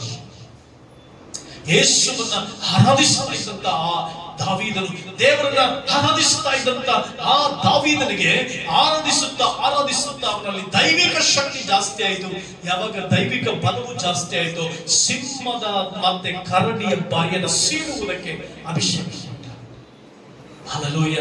ಈ ದಿನ ನಿನ್ನ ಜೀವಿತದಲ್ಲಿ ದೇವರನ್ನ ಸಭೆಯಾಗಿ ಸೇರಿ ಆರಾಧಿಸು, ಸಭೆಯಾಗಿ ಕೂಡಿ ದೇವರನ್ನ ಸ್ತುತಿಸು, ಸಭೆಯಾಗಿ ಸೇರಿ ದೇವರನ್ನ ಕೊಂಡಾಡುವುದಕ್ಕಾಗಿ ಬಾ. ದೇವರ ಬಲವು. ಅದಕ್ಕೆ ಕೀರ್ತನೆಗಾರನು, ನಾನು ಕಿನ್ನರಿನ ಬಾರಿಸುತ್ತಾ ಹಾಡುವೆನು, ನನ್ನ ಹೃದಯವು ದೇವರನ್ನ ಸ್ತುತಿಸುವುದು ಕೊಂಡಾಡುವುದೆಂಬುದಾಗಿ ಎಷ್ಟು ಅದ್ಭುತವಾಗಿ ದೇವರನ್ನ ವರ್ಣಿಸ್ತಾರೆ. ಪ್ರಿಯ ಸಹೋದರನೇ, ನಿನ್ನ ಜೀವಿತದಲ್ಲಿ ದೇವರನ್ನು ಆರಾಧಿಸುವಂತ ಆರಾಧನೆ, ಆ ಮನಸ್ಸು, ಆ ಹೃದಯ ನಿನ್ನೊಳಗಡೆ ಇರಬೇಕು. ಹಲ್ಲೆಲೂಯ. ಬಾರಿಸುತ್ತಾ ಹಾಡುವೆನು, ಎಂತ ಅದ್ಭುತವಾದದ್ದು. ಅದಕ್ಕೆ ಅವನು ಎಲ್ಲಾ ಕಡೆಗಳಲ್ಲೂ ಜಯ ಪಡೆದ, ಎಲ್ಲಾ ಕಡೆಗಳಲ್ಲೂ ಆಶೀರ್ವಾದಗಳನ್ನ ಪಡೆದುಕೊಂಡ. ಆರಾಧನೆಯಲ್ಲಿ ಶಕ್ತಿ ಇದೆ. ಆರಾಧಿಸು, ದೇವರನ್ನ ಆರಾಧಿಸಿ. ಯಾವ ರೀತಿ ಆರಾಧಿಸಬೇಕು ತಮ್ಮ? ನಿನ್ನ ವೈಯಕ್ತಿಕವಾಗಿ ಸೋಮವಾರದಿಂದ ಶನಿವಾರ ದೇವರನ್ನ ಆರಾಧಿಸು. ಯೇಸು ಸ್ವಾಮಿ ಹೇಳಿದ್ರು, ಇನ್ನು ಮುಂದೆ ನನ್ನನ್ನು ಆರಾಧಿಸುವುದು ಆತ್ಮೀಯ ರೀತಿಯಲ್ಲಿ ಸತ್ಯಕ್ಕೆ ತಕ್ಕ ಹಾಗೆ ನನ್ನನ್ನು ಆರಾಧಿಸ್ತಾರೆ ಅಂತ. ಆತ್ಮೀಯ ರೀತಿಯಲ್ಲಿ ಸತ್ಯಕ್ಕೆ ತಕ್ಕ ಸತ್ಯ. ಸೋಮವಾರದಿಂದ ಶನಿವಾರ, ಭಾನುವಾರ ಆತ್ಮಿಕ ಆರಾಧನೆ. ಸೋಮವಾರದಿಂದ ಶನಿವಾರ ದೇವರನ್ನ ಆರಾಧಿಸು. ಎಷ್ಟು ಜನರು ದೇವರನ್ನ ಆರಾಧಿಸ್ತೇವೆ? ಎಷ್ಟು ಜನರು ದೇವರಿಗೆ ಸ್ತುತಿಗಳನ್ನು ಸಲ್ಲಿಸ್ತೀರಿ? ಸ್ತುತಿ ಯಜ್ಞವನ್ನ ಸೋಮವಾರದಿಂದ ಶನಿವಾರ ಸ್ತುತಿ ಯಜ್ಞವನ್ನ ಕಟ್ತೀರಿ. Where there is an altar of worship, there is a victory. ಎಲ್ಲಿ ಆರಾಧನೆ ಯಜ್ಞವೇದಿ ಕಟ್ಟಲ್ಪಡ್ತದೋ, where there is an altar of worship, there is a victory. ಎಲ್ಲಿ ಸ್ತುತಿ ಯಜ್ಞ ಇರುತ್ತೋ ಅಲ್ಲಿ ಜಯ ಇರುತ್ತೆ. ಎಲ್ಲಿ ಆರಾಧನೆ ಇರುತ್ತೋ ಅಲ್ಲಿ ಪರಮಾತ್ಮನ ಇರ್ತಾನೆ. ಎಲ್ಲಿ ಆರಾಧನೆ ಇರುತ್ತೋ ಅಲ್ಲಿ ಸೃಷ್ಟಿಕರ್ತನ ಇರ್ತಾನೆ. ಎಲ್ಲಿ ಆರಾಧನೆ ಇರುತ್ತೋ, ಸ್ತುತಿ ಪದಗಳಿರುತ್ತೋ ಅಲ್ಲಿ ದೇವರಿಗೆ ಸಿಂಹಾಸನವಾಗುತ್ತೆ. ಆತ ನಿನ್ನ ಜೀವಿತದಲ್ಲಿ ಜಯವನ್ನು ಕೊಡುವ ದೇವರ ವಾಕ್ಯದಲ್ಲಿ ಬರೆದಿದೆ, ಇಸ್ರಾಯೇಲ್ಯರ ಸ್ತೋತ್ರ ಸಿಂಹಾಸನದಲ್ಲಿ ವಾಸಿಸುವವನೇ. ನೀನ್ ಯಾವಾಗ ಸ್ತೋತ್ರಗಳನ್ನ ಮಾಡ್ತೀಯೋ, ಯಾವಾಗ ಸ್ತುತಿಯನ್ನ ಮಾಡ್ತೀಯೋ, ದೇವರಿಗೆ ಸಿಂಹಾಸನ ಏರ್ಪಡುತ್ತೆ. ಎಲ್ಲಿ ಸಿಂಹಾಸನ ಇರುತ್ತೋ ಅಲ್ಲಿ ರಾಜನು ಇರ್ತಾನೆ. ಎಲ್ಲಿ ರಾಜನು ಇರ್ತಾನೋ ಅಲ್ಲಿ ಅರಮನೆ ಇರುತ್ತೆ. ಎಲ್ಲಿ ಅರಮನೆ ಇರುತ್ತೋ ಅಲ್ಲಿ ಕೊರತೆ ಇರೋದಿಲ್ಲ. ಎಲ್ಲಿ ಅರಮನೆ ಇರುತ್ತೋ ಅಲ್ಲಿ ಅದ್ಭುತವಾದ ಜೀವನ. ಎಲ್ಲಿ ಅರಮನೆ ಇರುತ್ತೋ ಅಲ್ಲಿ ಸಂತೋಷ. ಎಲ್ಲಿ ಅರಮನೆ ಇರುತ್ತೋ ಅಲ್ಲಿ ಅದ್ಭುತ. ಎಲ್ಲಿ ರಾಜನು ಇರ್ತಾನೋ ಅಲ್ಲಿ ಜಯ. ಅರಮನೆ ರಾಜ, ಸಿಂಹಾಸನ ಎಲ್ಲಿರುತ್ತೆ? ಅರಮನೆಯಲ್ಲಿರುತ್ತೆ. ಅರಮನೆಯಲ್ಲಿ ಯಾರಿರ್ತಾನೆ? ರಾಜನಿರ್ತಾನೆ. ಅರಮನೆ, ಸಿಂಹಾಸನ, ರಾಜ. ಪ್ರಿಯ ದೇವರ ಮಕ್ಕಳೇ, ನೀನು ಸ್ತುತಿ ಮಾಡ್ತಿರುವಾಗ, ಆರಾಧಿಸುತ್ತಿರುವಾಗ ಸ್ತೋತ್ರದ ಸಿಂಹಾಸನ ಏರ್ಪಡಲ್ಪಡ್ತದೆ. ಎಲ್ಲಿ ಸ್ತೋತ್ರದ ಸಿಂಹಾಸನ ಇರುತ್ತೋ ಅಲ್ಲಿ ರಾಜನ್ ಕುಳಿತಿರ್ತಾನೆ. ಎಲ್ಲಿ ರಾಜನ್ ಕುಳಿತಿರ್ತಾನೋ ಅಲ್ಲಿ ಅರಮನೆ ಇರುತ್ತೆ. ಅದರ ಅರ್ಥ ನಿನ್ನ ಜೀವನದಲ್ಲಿ ಸಂತೋಷ, ಸಮಾಧಾನ, ನೆಮ್ಮದಿ, ಆರೋಗ್ಯ, ಜಯ, ಬಿಡುಗಡೆ ಎಲ್ಲವೂ ಅಡಕವಾಗಿದೆ. ಆದ್ದರಿಂದ ನನ್ನ ಪ್ರಿಯ ದೇವ ಮಕ್ಕಳೇ, ಆರಾಧಿಸುವುದನ್ನ ಕಲಿಯಿರಿ. ಸಭೆಯಾಗಿ ಸೇರಿ ಆರಾಧಿಸುವುದಕ್ಕಾಗಿ ಬನ್ನಿ. ಸಭೆಯಾಗಿ ಸೇರಿ ಪ್ರಾರ್ಥಿಸುವುದಕ್ಕಾಗಿ ಬನ್ನಿ. ಎಲ್ಲಿ ಇಬ್ಬರು ಮೂವರು ನನ್ನ ಹೆಸರಿನಲ್ಲಿ ಕೂಡಿ ಬಂದಿರುತ್ತಾರೋ ಅವರ ಮಧ್ಯದಲ್ಲಿ ನಾನಿದ್ದೇನೆ. ಹಲ್ಲೆಲೂಯಾ. ಎಲ್ಲಿ ಇಬ್ಬರು ಮೂವರು ಅಂದ್ರೆ ಸಭೆಯವರೆಲ್ಲರೂ ಸೇರಿ ಯಾವಾಗ ದೇವರನ್ನು ಆರಾಧಿಸ್ತಿರ್ತಾರೋ ಅಲ್ಲಿ ರಾಜನು ಬರ್ತಾನೆ. ಆತನು ರಾಜನು, ಸಮಸ್ತವನ್ನ ಗೆದ್ದವನು, ಸಮಸ್ತವನ್ನ ಆಳ್ವಿಕೆ ಮಾಡುವವನು, ಸಮಸ್ತವನ್ನ ಕೈಯಲ್ಲಿ ಹಿಡಿದಿರುವವನು, ಆದಿಯು ಅಂತ್ಯವೂ, ಸಮಸ್ತವನ್ನ ಗೆದ್ದು ಆ ಪರಲೋಕದ ಸಿಂಹಾಸನದ ಮೇಲೆ ತಂದೆಯ ಬಲಗಡೆಯಲ್ಲಿ ಕೂತಿರುವಂತಹ ರಕ್ಷಕನಾದ ಯೇಸು ಕ್ರಿಸ್ತನು ಆತನ ಜೀವಿತದಲ್ಲಿ ಅದ್ಭುತಗಳು ಮಾಡುತ್ತಾನೆ. ದೇವರ ಆರಾಧನೆ ಬಹಳ ಪ್ರಾಮುಖ್ಯ. ಸೃಷ್ಟಿಕರ್ತನ ಆರಾಧಿಸುವುದಕ್ಕಾಗಿದ್ದಾನೆ. ಶನಿವಾರನೇ ಪ್ರಿಪರೇಷನ್ ಆಗಿ ನೀವು ನೋಡಿ, ನಿಮ್ಗೊಂದು ಟಿಪ್ಸ್ ಕೊಡ್ತೇನೆ, ಒಂದು ಸ್ಟೇಟ್ಮೆಂಟ್ ಮಾಡ್ತೇನೆ. ಯಾರು ನಿಮ್ಮಲ್ಲಿ ಭಾನುವಾರ ನಿತ್ಯ ಕೆಲಸ ಮಾಡಿದೆ, ಭಾನುವಾರ ಸೋಮವಾರದಿಂದ ಶನಿವಾರ ಇದ್ದಂಗೆ ಭಾನುವಾರ ಇಲ್ಲದೆ, ಭಾನುವಾರ ಆರಾಧನೆ ಮುಗಿಯುವುದರೊಳಗಾಗಿ ನಾನು ದೇವರನ್ನ ಆರಾಧಿಸುವುದಕ್ಕಾಗಿ ಹೋಗ್ತೀನಿ ಅನ್ನುವಂಥ ತೀರ್ಮಾನ ಎಷ್ಟೇ ಲಾಭದಾಯಕವಾಗಿರ್ಲಿ, ಎಷ್ಟೇ ಲಾಭಕರವಾದದ್ದನ್ನು ಕೂಡ ಆರಾಧನೆ ಮುಗಿಯುವುದರೊಳಗಾಗಿ ಅಲ್ಲ, ನಾನು ದೇವರನ್ನ ಆರಾಧಿಸುವುದಕ್ಕಾಗಿ ಹೋಗಿ ಬರ್ತೇನೆ, ಸ್ತುತಿಸುವುದಕ್ಕಾಗಿ ಹೋಗಿ ಬರ್ತೇನೆ. ಯಾವುದೇ ಫಂಕ್ಷನ್ ಇರಲಿ ದೇವರನ್ನ ಸ್ತುತಿಸಿ ಬರ್ತೇನೆ, ದೇವರನ್ನ ಕೊಂಡಾಡಿ ಬರ್ತೇನೆ, ದೇವರನ್ನ ಆರಾಧಿಸಿ ಬರ್ತೇನೆ. ಯಾವ ಮನುಷ್ಯ ತೀರ್ಮಾನ ತೆಗೆದುಕೊಳ್ತಾನೋ, ನೀನ್ ಬದುಕಿನಲ್ಲಿ ದೇವರನ್ನ ಯಾವ ರೀತಿ ತೆಗೆದುಕೊಂಡು ಹೋಗಿರ್ತಾನಂದ್ರೆ ಉನ್ನತ ಸಿಂಹಾಸನದ ಮೇಲೆ ತೆಗೆದುಕೊಂಡು ಹೋಗಿರ್ತಾನೆ. ಇದನ್ನ ಫಾಲೋ ಮಾಡಿ, ನೀವು ಬೇಕಾದ್ರೆ ನೋಡಿ. ನಾನು ಚಾಲೆಂಜ್ ಮಾಡ್ತಾ ಇದ್ದೀನಿ ಇವತ್ತು ಸಭೆಗೆ, ಯಾರಾದರೂ ಆರಾಧಿಸುವಂತ ಆರಾಧನೆಯ ಸಮಯದಲ್ಲಿ ಸಭೆಯವರೆಲ್ಲರೂ ಸೇರಿ ಆರಾಧಿಸುವಂತ ಸಂದರ್ಭದಲ್ಲಿ ನಿನಗೆ ಎಷ್ಟೇ ಲಾಭದಾಯಕವಾದದ್ದು ಬರಲಿ, ಎಷ್ಟೇ ಆಶೀರ್ವಾದಗಳೇ ಬರಲಿ, ಏನೇ ಇರಲಿ, ಎಲ್ಲವನ್ನ ಬದಿಗಿಟ್ಟು ಬಂದು ಆರಾಧಿಸಿ ಹೋಗು. ನಿನ್ನ ಬದುಕಿನಲ್ಲಿ ಅದ್ಭುತವಾದ ಜೀವಿತವನ್ನು ಕಾಣ್ತೀವಿ, ಆಶೀರ್ವಾದವನ್ನು ಕಾಣ್ತೀವಿ, ಉನ್ನತವಾದಂತ ಆಶೀರ್ವಾದವನ್ನು ಕಾಣ್ತೀವಿ. ಹಲ್ಲೆಲೂಯಾ. ಮತ್ತೆ ಸಹೋದರಿಯರು, ನೀವು ದಯವಿಟ್ಟು, ಪುರುಷರು ಪಾಪ ಬ್ಯುಸಿ ಇರ್ತಾರೆ ಕೆಲಸ, ಸೋಮವಾರನೇ ನಿನ್ನ ಯಜಮಾನರ ಬಟ್ಟೆನೆಲ್ಲ ಸ್ವಲ್ಪ ಐರನ್ ಮಾಡಿ ಮಲಗೋದಕ್ಕಿಂತ ಮುಂಚೆನೆ ಪಾತ್ರೆಗಳೆಲ್ಲ ರೆಡಿ ಮಾಡಿಕೊಂಡು ಭಾನುವಾರ ನಿನ್ನ ಆರಾಧಿಸೋದಕ್ಕಾಗಿ ಸಮಾಧಾನವಾಗಿ ಬಾ.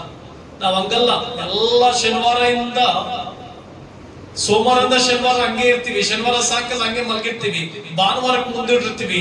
ಭಾನುವಾರ ಬೆಳಿಗ್ಗೆ ಎದ್ದಾಗ ತಗೋ ಮನೆಯಲ್ಲಿ ಶಬ್ದ, ತಗೋ ಮನೆಯಲ್ಲಿ ಕಿರಿಕಿರಿ, ತಗೋ ಮನೆಯಲ್ಲಿ ಆರಾಧನೆ ಕೊಡ್ಲಿಕ್ಕೆ ಶರ್ಟ್ ಇಲ್ಲಿ, ಪ್ಯಾಂಟ್ ಎಲ್ಲಿ, ಚೂಡಿದಾರ ಎಲ್ಲಿ, ಇನ್ನೊಂದು ವೇಲೆಲ್ಲಿ,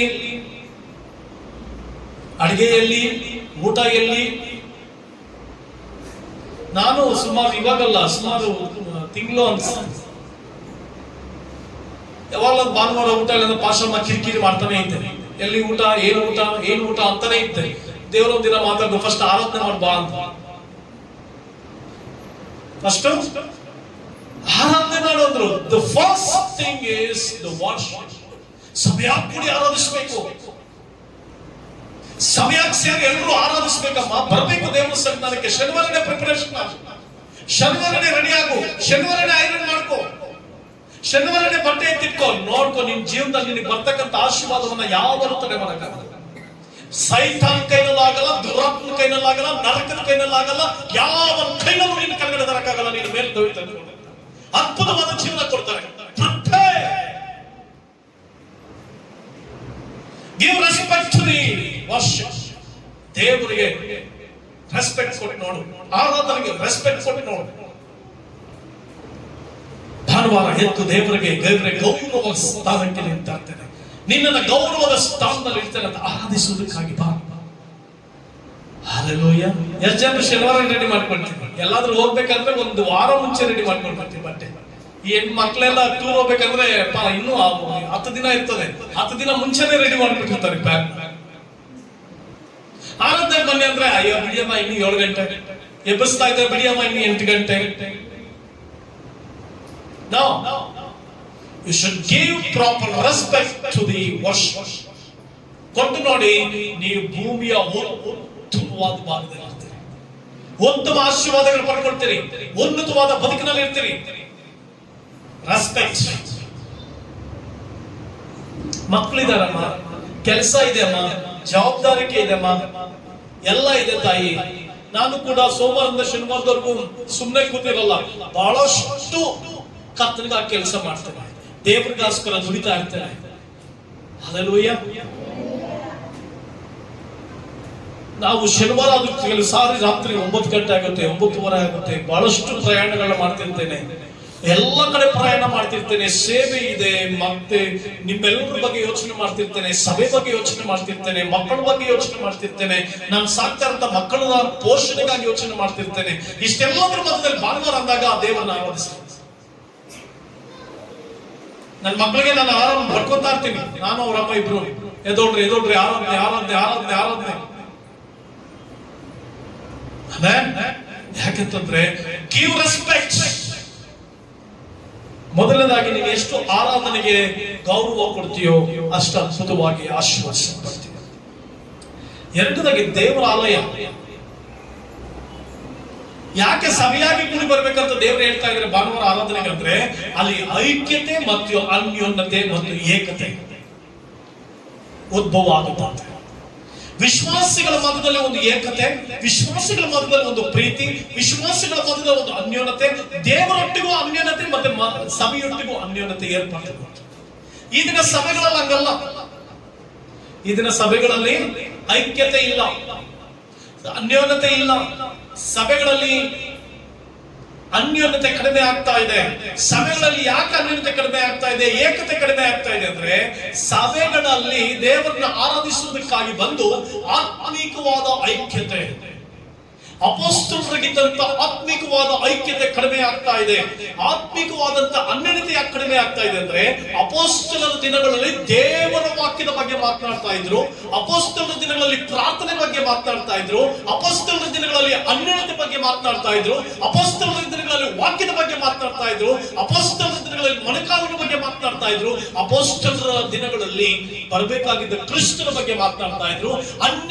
ಆದಿ ಅಪೊಸ್ತಲರ ಕಾಲಘಟ್ಟಗಳಲ್ಲಿ ಪವಿತ್ರಾತ್ಮನ ಶಕ್ತಿಯನ್ನು ನೋಡ್ತಾ ಇದ್ರು, ಪವಿತ್ರಾತ್ಮನ ಅನುಭವಿಸ್ತಾ ಇದ್ರು. ಬಟ್ ನಾವು ಈ ದಿನಗಳಲ್ಲಿ ಯಾಕೆ ಸಭೆ ಒಳಗಡೆ ಅನ್ಯೋನ್ಯತೆ ಇಲ್ಲ, ಯಾಕೆ ಸಭೆ ಒಳಗಡೆ ಒಬ್ಬರೊಬ್ಬರ ಪ್ರೀತಿ ಇಲ್ಲ, ಯಾಕೆ ಐಕ್ಯತೆ ಇಲ್ಲ ಅಂತಂದ್ರೆ ಈ ದಿನಗಳ ಸಭೆಗಳಲ್ಲಿ ಅವಳು ಹೆಂಗಿದ್ದಾಳೆ, ಇವನು ಹೆಂಗಿದ್ದಾನೆ, ಪಾಸ್ಟರ್ ಹೆಂಗಿದ್ದಾರೆ, ಪಾಸ್ಟರ್ ಕಣ್ಣು ಹಿಂಗಿದೆ, ಪಾಸ್ಟರ್ ಕಿವಿ ಹಿಂಗಿದೆ, ಪಾಸ್ಟರ್ ಬಟ್ಟೆ ಹೆಂಗಾಗ್ತಾನೆ, ಇನ್ನೊಂದು ವಿಶ್ವಾಸಿ ಓ ಪಾಸ್ಟರ್ ಹಿಂಗಂತೆ, ಆ ಪಾಸ್ಟರ್ ಹಿಂಗಂತೆ, ಅವ್ರ ಹಿಂಗಂತೆ, ಚರ್ಚಲ್ ಹಿಂಗಂತೆ, ಚರ್ಚಲ್ ಹಂಗಂತೆ, ಇವಳು ಹಿಂಗಂತೆ, ಇವಳು ಕೊಂಗೆ ಅಂತೆ, ಅವಳು ಕೊಂಬೆ ಇದೆಯಂತೆ, ಅವಳು ಜುಟ್ಟಿದೆಯಂತೆ, ಅವಳು ಕೋಲಿದೆಯಂತೆ, ಅದಕ್ಕೆ ದೇವರ ಮಹಿಮೆ ಇಲ್ಲಂತೆ. In the church nowadays we are not saying glory of God, it's because we are speaking against the word of God. ದೇವರ ವಾಕ್ಯಕ್ಕೆ ವಿರುದ್ಧವಾದದ್ದನ್ನ ಮಾತಾಡ್ತಾ ಇದ್ದೇವೆ. ಚರ್ಚ್ ಸಭೆಗಳ ಬಂದ ದೇವರ ಮಹಿಮೆಗೆ ವಿರುದ್ಧವಾಗಿ ಮಾತನಾಡ್ತಾ ಇದ್ದೇವೆ. ಅನ್ಯೋನ್ಯತೆ ಇಲ್ಲ. ಪರಲೋಕ ರಾಜ್ಯಕ್ಕೆ ಹೋಗ್ಬೇಕಾಗಿದ್ದಂತ ನಾವುಗಳು, ದೇವರ ಮಹಿಮೆಯನ್ನು ಕಾಣಬೇಕಾಗಿದ್ದಂತ ನಾವುಗಳು ಸಭೆಗಳೊಳಗಡೆ ಅನ್ಯೋನ್ಯತೆ ಇಲ್ಲ. There is no fellowship in the church. ಈ ದಿನಗಳಲ್ಲಿ ಸಭೆ ಒಳಗಡೆ ಅನ್ಯೋನ್ಯತೆ ಇಲ್ಲ. ಒಬ್ಬರನ್ನು ಕಂಡ್ರೆ ಒಬ್ಬರು ಪ್ರೀತಿಯಿಂದ ಮಾತಾಡಿಸಿಕೊಳ್ಳುತ್ತಿಲ್ಲ. ಹಲ್ಲೆಲೂಯಾ. ಮರಿಯಳು ಮತ್ತೆ ಎಲಿಸಬೆತಳು ಇಬ್ಬರನ್ನೊಬ್ಬರು ಭೇಟಿ ಆಗ್ತಾರೆ. ಭೇಟಿಯಾದಾಗ ಅವ್ರ ಹೊಟ್ಟೆಯಲ್ಲಿದ್ದಂತ ಮಗು ಏನ್ ಮಾಡ್ತಾ ಇತ್ತಂತೆ, ಹಾರಾಡ್ತಾ ಇತ್ತಂತೆ, ಖುಷಿ ಪಡ್ತಾ ಇತ್ತಂತೆ. ಈ ದಿನಗಳಲ್ಲಿ ಎಲ್ಲಿ, ಈ ದಿನಗಳಲ್ಲಿ ಅಪ್ರಸಕ್ತಿ ಎಲ್ಲಿ ಕಾಣ್ತಾ ಇದ್ದೇವೆ, ಅನ್ಯೋನ್ಯತೆಯನ್ನು ಎಲ್ಲಿ ಕಾಣ್ತಾ ಇದ್ದೇವೆ? ಪ್ರಿಯ ದೇವ ಮಕ್ಕಳೇ, ಆದಿ ಅಪೊಸ್ತಲರ ದಿನಗಳಲ್ಲಿ ಸಭೆಯೊಳಗಡೆ ಮಾತಾಡ್ತಾ ಇದ್ದಿದ್ದು ವಾಕ್ಯ, ಸಭೆಯೊಳಗಡೆ ಮಾತಾಡ್ತಾ ಇದ್ದಿದ್ದು ಅನ್ಯೋನ್ಯತೆ, ಸಭೆಯೊಳಗಡೆ ಮಾತಾಡ್ತಾ ಇದ್ದು ಕರ್ತನ ಭೋಜನ, ಸಭೆಯೊಳಗಡೆ ಮಾತಾಡ್ತಾ ಇದ್ದಿದ್ದು ಶಲೋಮ್. ಶಲೋಮ್ ಅಂತ ಇದ್ರು, ಸಮಾಧಾನವಾಗಿರ್ರಿ ಅಂತ ಇದ್ರು, ಎಲ್ಲರೂ ಒಬ್ರಿಗೊಬ್ರು ಹೆಚ್ಚಿಸಿಕೊಳ್ತಾ ಇದ್ರು, ಒಬ್ರಿಗೊಬ್ರು ಪ್ರೀತಿಸಿಕೊಳ್ತಾ ಇದ್ರು. ಈ ದಿನಗಳಲ್ಲಿ ಸಭೆ ಒಳಗಡೆ ಪ್ರೀತಿ ಇಲ್ಲ, ಸಭೆ ಒಳಗಡೆ ಅನ್ಯೋನ್ಯತೆ ಇಲ್ಲ, ಸಭೆ ಒಳಗಡೆ ವಾಕ್ಯ ಇಲ್ಲ.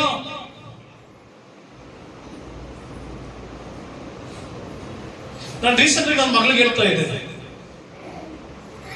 ಜನ ಹೆಂಗಿರ್ತಾರೆ ಅಂತಂದ್ರೆ ಎದುರುಗಡೆ ಇರುವಾಗ ಬಹಳ ಚೆನ್ನಾಗಿ ಮಾತನಾಡಿ, ಈ ದಿನಗಳ ಸಭೆಗಳ ಬಗ್ಗೆ ಮಾತನಾಡ್ತಾ ಇದ್ದೇನೆ, ಎದುರುಗಡೆ ಇರುವಾಗ ಚೆನ್ನಾಗಿ ಮಾತಾಡಿ ಅದೇ ವ್ಯಕ್ತಿಯ ಬಗ್ಗೆ ಇನ್ನೊಬ್ಬರ ಹತ್ರ ಹೋಗಿ ತಪ್ಪಾದದನ್ನ ಹೇಳಿ, ಸುಳ್ಳಾದದನ್ನ ಹೇಳಿ.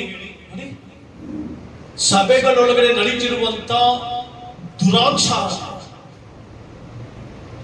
we are seeing ungodliness in the church. ಸಭೆಯ ಒಳಗಡೆ ಹಾರಿಕೆಯಾದಂತ ಕಾಲಘಟ್ಟಕ್ಕೆ ಬಂದ್ಬಿಟ್ಟಿದ್ದೇವೆ. ವೇಷ ಹಾಕಿಕೊಂಡವರಾಗಿ ಬದುಕ್ತಾ ಇದ್ದೇವೆ. ಆ ದಿನಗಳಲ್ಲಿ ದೇವರ ಮಹಿಮೆ ಇಳಿದು ಬರ್ತಾ ಇತ್ತು. ಸಭೆಗಳೊಳಗಡೆ ದೇವರ ಪ್ರಸನ್ನತೆ ಇತ್ತು. ಸಭೆಯೊಳಗಡೆ ಅನ್ಯೋನ್ಯತೆ ಇತ್ತು, ಏಕತೆ ಇತ್ತು, ಏಕಮನಸ್ಸುಳ್ಳವರಾಗಿದ್ರು. ಎಲ್ಲಾ ವಿಶ್ವಾಸಿಗಳು ಹೆಂಗಿದ್ರಮ್ಮ? ಏಕ ಮನಸ್ಸು. ಪಕ್ಕದಲ್ಲಿರೋರು ಕೇಳಿ, ಹಲೋ, ಆಗಿನ ಸಭೆಯಲ್ಲಿ ಏಕ ಮನಸ್ಸಿತ್ತು. ಸಭೆಯಲ್ಲಿ ಏಕ ಮನಸ್ಸಿತ್ತು. ಸಭೆಯಲ್ಲಿ ಪ್ರೀತಿ ಇತ್ತು. ಸಭೆಯಲ್ಲಿ ಅನ್ಯೋನ್ಯತೆ ಇತ್ತು. ಸಭೆಯಲ್ಲಿ ಕ್ಷಮಾಪಣೆ ಇತ್ತು. ಅದಕ್ಕೆ ಸಭೆ ಬೆಳೀತು. ಈ ದಿನಗಳಲ್ಲಿ ಎಷ್ಟಾಯ್ತು ಡ್ರೆಸ್ಸು, ಎಷ್ಟಾಯ್ತು ಚೈನು, ಹೆಂಗಿದೆ ನಿನ್ನ ಕೂದಲು, ಹೆಂಗಿದೆ ಹೇರ್ ಕಟ್ಟು, ಹೆಂಗಿದೆ ನಿನ್ನ ಲಿಪ್ಸ್ಟಿಕ್, ಹೆಂಗಿದೆ ನಿನ್ನ ಬೆಲ್ಟು, ಹೆಂಗಿದೆ ನಿನ್ನ ಶರ್ಟು. ಎಷ್ಟೋ ಚರ್ಚ್ಗಳಲ್ಲಿ ನಡೀತಾ ಇರುವಂತ ಒಂದು ಅವಿವೇಕದ ಆರಾಧನೆಗಳು. ಹೆಂಗಿತ್ತು ನಮ್ ಚರ್ಚದ ಡ್ರಮ್ಮು, ಹೆಂಗಿತ್ತು ನಮ್ ಚರ್ಚದ ಮ್ಯೂಸಿಕ್, ಹೆಂಗಿತ್ತು ನಮ್ ಚರ್ಚದ. No, it is not. ಆರಾಧನೆ ಅಂದ್ರೆ ಏಕತೆ, ಆರಾಧನೆ ಅಂದ್ರೆ ಪ್ರೀತಿ, ಆರಾಧನೆ ಅಂದ್ರೆ ದೈವತ್ವ, ಆರಾಧನೆ ಅಂದ್ರೆ ದೇವರ ಮಹಿಮೆ, ಆರಾಧನೆ ಅಂದ್ರೆ ದೇವರು ಇಳಿದು ಬರುವಂತದ್ದು. ಈ ದಿನಗಳಲ್ಲಿ ಸಭೆಗಳು ಕಾಣಬೇಕು. ಐಕ್ಯತೆ ಇಲ್ಲ. ಒಬ್ರಿಗೊಬ್ರು ಸಹೋದರರಂತೆ ನಡ್ಕೊಂಡ್ರಿ ಅಂದ್ರೆ ಕಿತ್ತು ತಿಂತಾ ಇದ್ದೇವೆ ಸಭೆಗಳೊಳಗಡೆ. ನಮ್ಮ ಸಭೆ ಬಗ್ಗೆ ಮಾತನಾಡ್ತಾ ಇಲ್ಲ, ಪ್ರಪಂಚದಾದ್ಯಂತ ಇರುವಂತಹ ಸಭೆಗಳ ಬಗ್ಗೆ ಮಾತನಾಡ್ತಾ ಇದ್ದೇನೆ. ಕಿತ್ತು ತಿಂತಾ ಇದ್ದೇವೆ. ಏಕತೆ ಮತ್ತು ಅನ್ಯೋನ್ಯತೆಯ ಕೂಡಿ ಬರುವಂತಹ ಅನ್ಯೋನ್ಯತೆಯುಳ್ಳವರಾಗಿ ಜೀವಿಸಬೇಕಾಗಿದ್ದ ನಾವು ಎಲ್ಲಿ ಕಾಣ್ತಿದ್ದೇವೆ? ಪ್ರಿಯ ದೇವ ಮಕ್ಕಳೇ, ನಿಮ್ಮ ಜೀವಮಾನದ ದಿನಗಳಲ್ಲಿ ದೇವರ ಅನ್ಯೋನ್ಯತೆಯ ಸ್ಥಾನ. ಸೈತಾನನು ನಿಮ್ಮನ್ನ ಸಭೆಯಿಂದ ದೂರ ಮಾಡ್ಲಿಕ್ಕೆ ನೋಡ್ತಾನೆ. ನೀವು ಜಿಯೋಗ್ರಫಿ ನೋಡಿರ್ಬೇಕು. ಜಿಯೋಗ್ರಫಿಯಲ್ಲಿ ಸಿಂಹ ಬೇಟೆ ಆಡುತ್ತೆ. ಸಿಂಹ ಹೆಂಗ್ ಯಾವ್ದನ್ನ ಬೇಟೆ ಆಡುತ್ತೆ ಹೇಳಿ? ಗುಂಪಲ್ಲಿರುವಂತದ್ದನ್ನಲ್ಲ. ಗುಂಪಲ್ಲಿರುವಂತ ಎಲ್ಲಾ, ಉದಾಹರಣೆಗೆ ಜಿಂಕೆಗಳು ಗುಂಪಾಗಿ ಮೇಯ್ತಾ ಇರುತ್ತೆ ಅಂತ ಇಟ್ಕೊಳ್ಳಿ. ಆ ಎಮ್ಮೆಗಳು ಗುಂಪಾಗಿ ಓಡಾಡ್ತಾ ಇರ್ತವೆ ಅಂತ ಇಟ್ಕೊಳ್ಳಿ. ಸಿಂಹ ಗುಂಪಲ್ಲಿ ಅಟ್ಯಾಕ್ ಮಾಡಕ್ ಹೋಗಲ್ಲ. ನೋಡ್ತಾ ಕಾಯ್ತಾ ಇರುತ್ತೆ. ಕಾಯುತ್ತಾ ಕಾಯುತ್ತಾ ಯಾವ ಪ್ರಾಣಿ ಸ್ವಲ್ಪ ಸಪರೇಟ್ ಆಗುತ್ತೋ, ಯಾವ ಎಮ್ಮೆ ಸಪರೇಟ್ ಆಗುತ್ತೋ ಅದರ ಮೇಲೆನೇ ಗುರಿ ಇಡ್ತಾರೆ. ಅದರ ಮೇಲೆನೇ ಗುರಿ ಇಟ್ಟು ಅದನ್ನ ಸಪರೇಟ್ ಮಾಡಿ ಸಪರೇಟ್ ಮಾಡಿ ಸಪರೇಟ್ ಮಾಡಿ ದೂರ ಆದ್ಮೇಲೆ ಕ್ಯಾಚ್ ಮಾಡ್ತಾರೆ. ಆ ಗುಂಪಿನಿಂದ ದೂರ ಮಾಡಿ, ಆ ಗುಂಪಿನಿಂದ ದೂರ ಮಾಡ್ತಾ ದೂರ ಮಾಡ್ತಾ ದೂರ ಮಾಡ್ತಾ ದೂರ ಮಾಡ್ತಾ ದೂರ ಮಾಡ್ತಾ ಆ ಎಮ್ಮೆಯನ್ನ ಬೇಟ ಮಾಡ್ತಾರೆ. ಇವತ್ತು ಸಭೆಯಿಂದ, ಕುಟುಂಬಗಳಿಂದ ಇವತ್ತು ತುಂಬಾ ಜನರು ಎಲ್ಲಿ ನಷ್ಟ ಹೋಗ್ತಾ ಇದೀವಿ ಅಂದ್ರೆ ಸಪರೇಟ್ ಮಾಡುವಂಥದ್ದು ಸೈತಾನನ ಗುಣ. ದೇವರು ಸಂಸರ್ಗದಲ್ಲಿ ವಾಸಿಸಬೇಕು, ಎಲ್ಲರೂ ಅನ್ಯೋನ್ಯತೆ ಉಳ್ಳವರಾಗಿ ಬದುಕಬೇಕು ಅನ್ನೋದು ದೇವರ ಆಸೆ. ದಾವೀದನ ತಗೊಳ್ಳಿ. ದಾವೀದನ ಕುಟುಂಬ ಎಲ್ಲ ಜೊತೆ ಇರ್ಬೇಕಂದಾಗ ಅಬ್ಷಾಲೋಮನ್ ಏನ್ ಮಾಡ್ದ? ಅಹೀತೋಫೆಲ್ನ ಆಲೋಚನೆಗಳಿಗೆ ಒಳಗಾಗಿ ಕುತಂತ್ರ ಮಾಡ್ತಾ ಸಪರೇಟ್ ಆದ ಕೊನೆಗೆ ಎಲ್ಲಿ ಸಿಕ್ಕಾಕೊಂಡ? ಅವನು ಮರದ ಕೊಂಬೆಗೆ ಸಿಲ್ಕೆ ಹಾಕೊಂಡು, ಆಕಾಶಕ್ಕೂ ಭೂಮಿಗೂ ಮಧ್ಯ ಸಿಲ್ಕೆ ಹಾಕೊಂಡು ತಲೆ ಕಟ್ಟು ಸತ್ತ. ಪ್ರಿಯ ಸಹೋದರ ಸಹೋದರಿ, ನಾನು ಅದಕ್ಕೆ ನನ್ನ ಜೀವನದಲ್ಲಿ ನಾನು ಬಹಳಷ್ಟು ಏನ್ ಮಾಡ್ತೇನೆ ಅಂತಂದ್ರೆ, ಇಲ್ಲ ನನ್ನ ಮಕ್ಕಳ ಹತ್ರ ನಾನು ಮಾತಾಡ್ತಿರ್ತೇನೆ ಜಾಸ್ತಿ. ನನ್ನ ಮಕ್ಕಳ ಹತ್ರ ನಾನು ಮಾತಾಡ್ತಿರ್ತೇನೆ, ಹಂಚ್ಕೊಳ್ತಿರ್ತೇನೆ. ಯಾಕಂದ್ರೆ ನಾನು ಯಾವಾಗ ಸಪರೇಟ್ ಇರ್ತೇನೋ, ಒಟ್ಟಿಯಾಗಿರ್ತೇನೋ, ಸೈತಾನನು ಗರ್ಜಿಸುವ ಸಿಂಹದೋಪಾದಿಯಲ್ಲಿ ಯಾರನ್ನು ನುಂಗಲೆಂದು ಹುಡುಕುತ್ತಾ ತಿರುಗಾಡ್ತಾರೆ. ವಿವೇರಕ್ಕೆ ಆದ್ರಿಂದ ಆರಾಧನೆಗಾಗಿ ಸಭೆಯಾಗಿ ಕುಡಿಬಾ. ಕುಟುಂಬದಲ್ಲಿ ಒಂದತ್ವ ಇರಲಿ. ಕುಟುಂಬದಲ್ಲಿ ಎಲ್ಲರೂ ಅನ್ಯೋನ್ಯತೆಯಾಗಿ ಜೀವಿಸಲಿ. ಮಕ್ಕಳು, ತಂದೆ ತಾಯಿಗಳು, ನೀವು ಎಷ್ಟೇ ವಯಸ್ಸುಳ್ಳವರಾಗಿರಲಿ, ನಿಮ್ಮ ಮಕ್ಕಳ ಜೊತೆ ಅನ್ಯೋನ್ಯತೆ ಉಳ್ಳವರಾಗಿ ಜೀವಿಸಿ. ಮಕ್ಕಳಂತ ನೀವು ತಂದೆ ತಾಯಿಗೆ ಎಷ್ಟೋ ವಯಸ್ಸಾದ್ರು, ಲೋಕದಲ್ಲಿರ್ತಕ್ಕಂಥ ಫ್ರೆಂಡ್ಶಿಪ್ ಅನ್ನು ಬಿಟ್ಟು, ನಿಮ್ಮ ಕುಟುಂಬವನ್ನು ಬಿಟ್ಟು ಬೇರೆಯವರೊಂದಿಗೆ ಒಂದು ಚೂರು ಸಂಪರ್ಕಕ್ಕೆ ಸಿಕ್ಕಿ ಹಾಕಿಕೊಟ್ರಿ ಅಂದ್ರೆ ನಿಮ್ಮನ್ನ ಸಪರೇಟ್ ಮಾಡ್ತಾನೆ ಸೈತಾನ. ನಿನ್ನ ಸ್ನೇಹಿತರ ಮೂಲಕ ನಿನ್ನ ಸಪರೇಟ್ ಮಾಡ್ತಾನೆ. ನಿನ್ನ ಸಂಬಂಧಿಕರ ಮೂಲಕ ಸಪರೇಟ್ ಮಾಡ್ತಾನೆ. ಆದ್ರಿಂದ ಸಭೆ ಒಳಗಡೆ ಇರು, ಹೇಗೆ ಸಪರೇಟ್. ಪ್ರಿಯ ಸಹೋದರ ಸಪರೇಟ್ ಮಾಡ್ತಾನೆ. ಸೈತಾನನು ಸಪರೇಟ್ ಮಾಡಿ ನಿಮ್ಮನ್ನೇನ್ ಮಾಡ್ತಾನೆ, ದೇವ ಮಹಿಮೆಯಿಂದ ದೂರ ಮಾಡಿ ನಿಮ್ಮ ಜೀವನದಲ್ಲಿ ಅತಿಶಯವನ್ನ ಕಾಣದಂತೆ, ಅದ್ಭುತಗಳನ್ನ ಕಾಣದಂತೆ ಕಾರ್ಯ ಮಾಡಿರ್ತಾನೆ. ಆದ್ದರಿಂದ ಆರಾಧನೆಗಾಗಿ ಸಭೆಯಾಗಿ ಕೂಡಿ ಬನ್ನಿ, ಕುಟುಂಬವಾಗಿ ಕೂಡಿ ಬನ್ನಿ, ಬಂದು ಆರಾಧಿಸಿ. ಹಲ್ಲೆಲೂಯಾ. ಒಬ್ಬರನ್ನೊಬ್ಬರು ಎಚ್ಚರಿಸಿಕೊಳ್ಳಿ. ತಂದೆ ತಾಯಿಗಳು ಮಕ್ಕಳನ್ನ ಎಚ್ಚರಿಸಲಿ, ಮಕ್ಕಳು ತಂದೆ ತಾಯಿಗಳನ್ನ ಎಚ್ಚರಿಸಲಿ.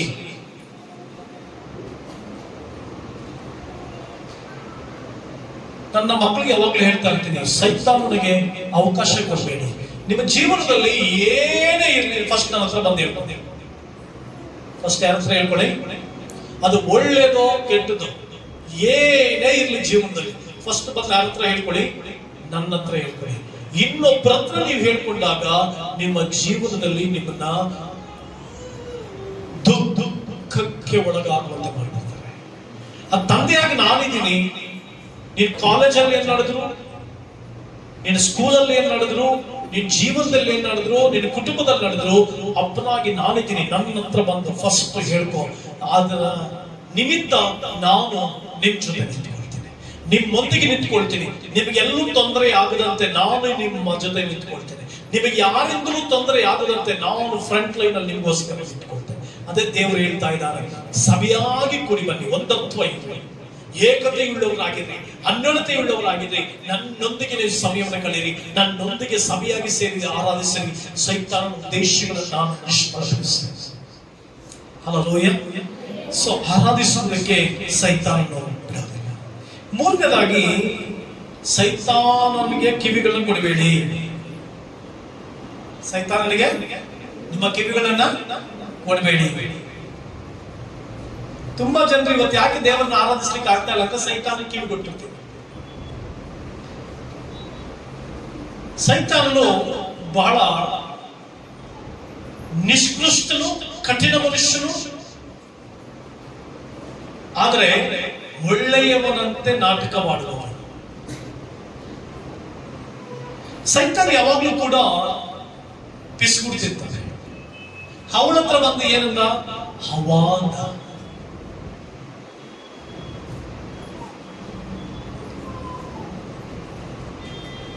ಹವಾಂದ. ಸೈತಾನಿಗೆ ನೀ ಕಿವಿಗಳು ಕೊಡಬೇಡ.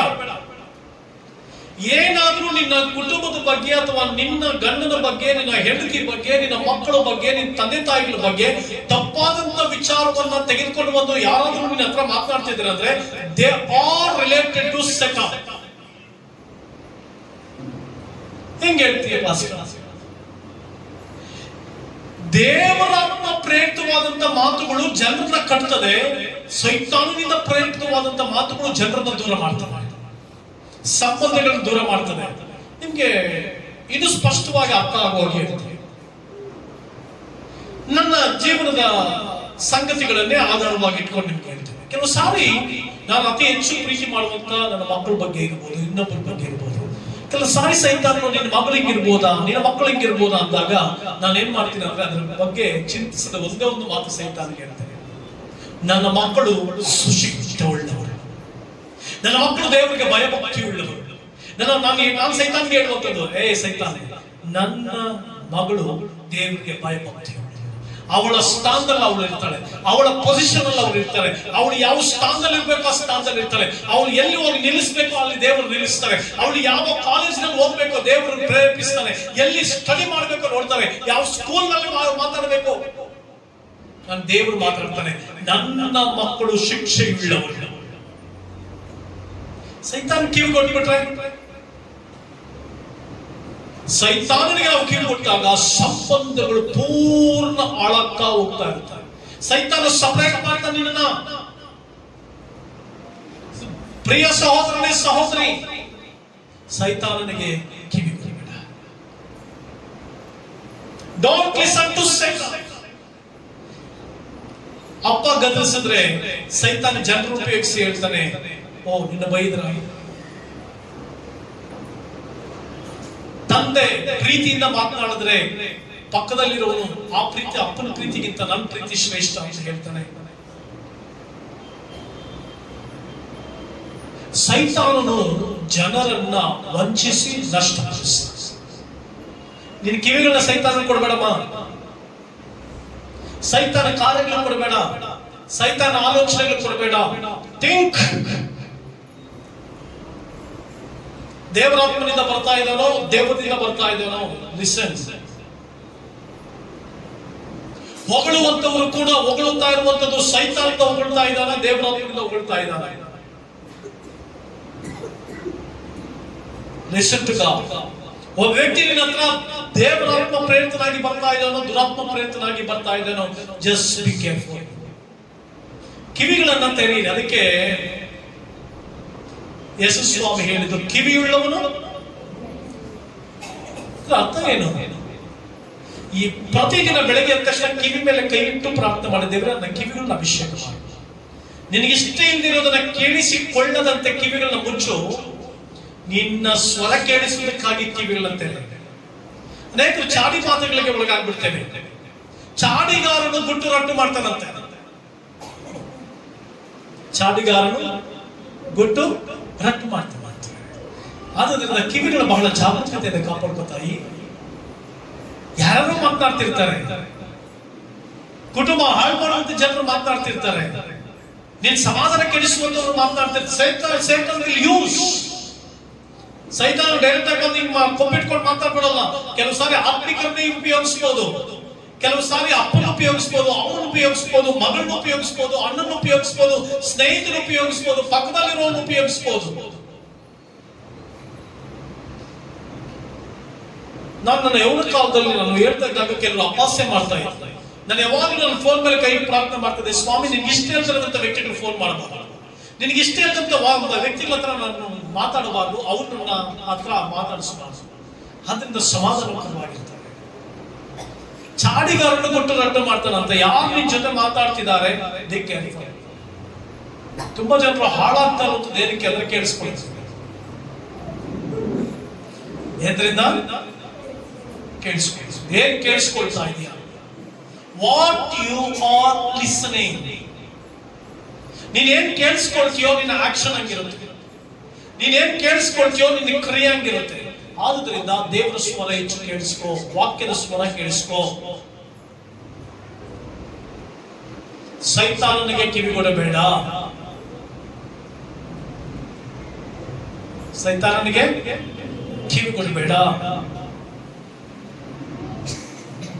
ಸಾರಳು ಹಾಗರಳ ಬಗ್ಗೆ ಬಂದು ಏನೋ ಹೇಳ್ತಿದ್ರು. ಅಬ್ರಾಹಂ ಸ್ವಲ್ಪ ತಾಳ್ಮೆಯಿಂದ ಕೇಳಿಸ್ಕೊಂಡಿದ್ರೆ ಸರೋಗಿರೋದು, ತಾಳ್ಮೆಯಿಂದ ಕೇಳಿಸ್ಕೊಂಡಿದ್ರು.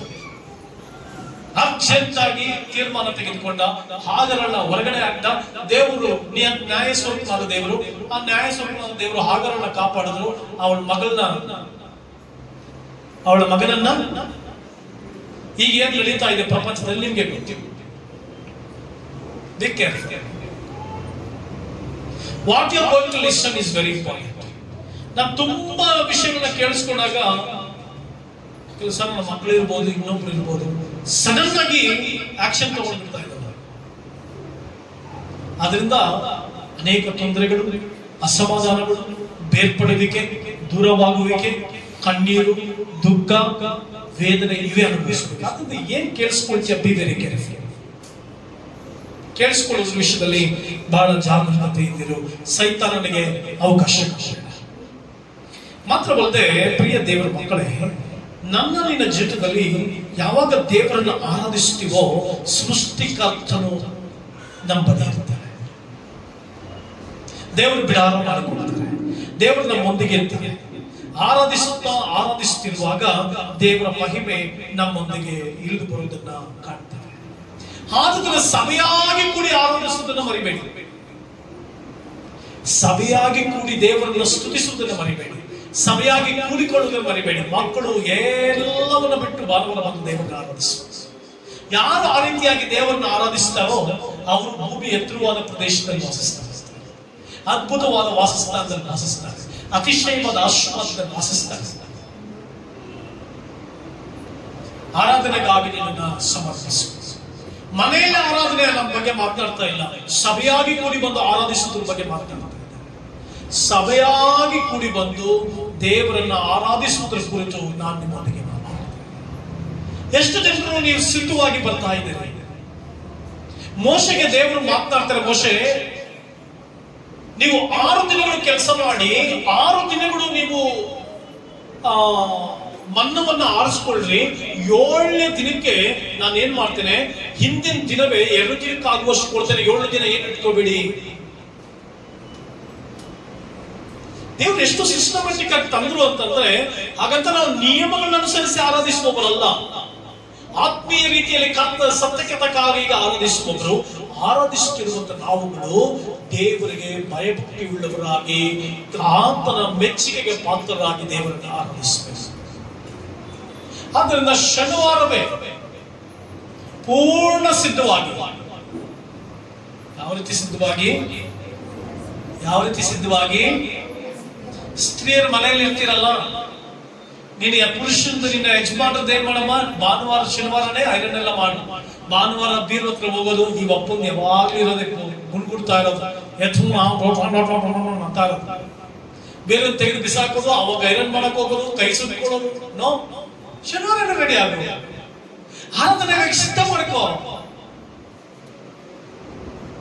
ಭಾನುವಾರ ಬೀರ್ ಹತ್ರ ಹೋಗಿ ಯಾವ ಸೀರೆ ಅಂತ ನೋಡೋದು, ಕೆಳಗಡೆಯಿಂದ ಮೇಲೆ ನೋಡಿ ನೋಡಿ ನೋಡಿ ಈ ಕಲರ್ ಓವರ್ ಹಾಕಿದ್ದೆ.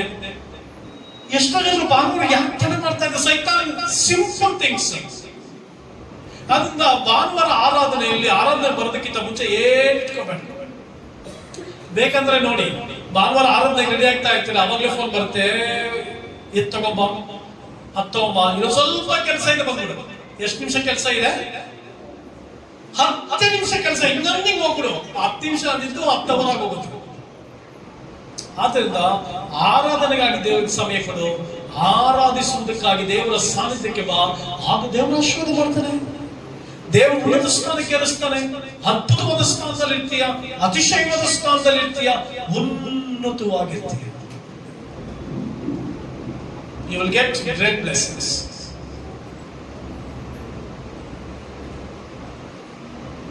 ಸೃಷ್ಟಿಕರ್ತರನ್ನು ಆರಾಧಿಸುವಾಗ ಅತಿಶಯ ಅದ್ಭುತಗಳು ನಡೆಯುತ್ತೆ, ಮಹತ್ಕಾರ್ಯ ನಡೆಯುತ್ತೆ, ಶ್ರೇಷ್ಠವಾದ ಕಾರ್ಯಗಳು ನಡೆಯುತ್ತೆ.